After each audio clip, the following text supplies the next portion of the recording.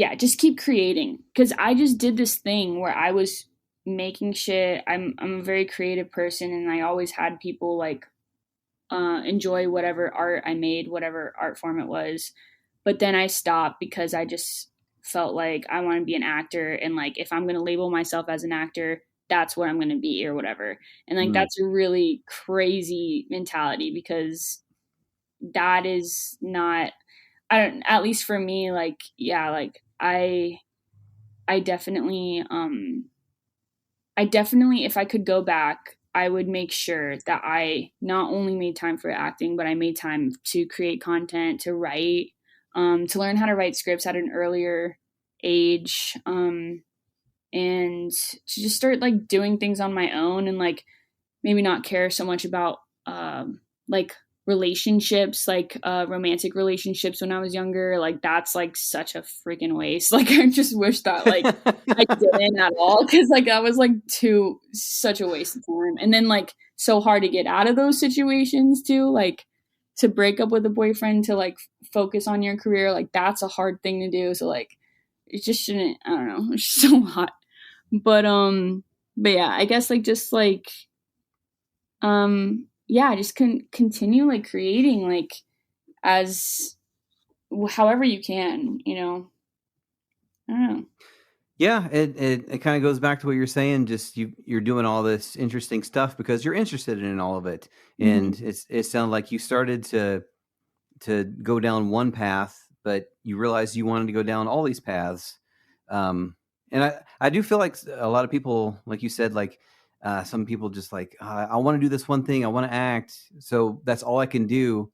But at some point, if it's your love, it eventually does become work, and there's a little bit of I don't know the right word for it. I want to say resentment towards the thing that you love so much because like, oh, it's a lot of work now, and I used to love this, and now it's work all the Mm-hmm. time. But if you diversify yourself, you're able to bounce around and like, oh, I'm going to go do this fun thing, and now I'm going to go over here and do this fun thing, and it maybe it stops everything from becoming stale. For sure. And I also realized that like I mean, I'm talking about actors who are acting in independent film. Like I'm not like professional actors who are on like big network shows and like big movies that get to choose what projects they're working on. Like I can't speak on that because that's like a privilege that I have not yet gotten to. But Yeah.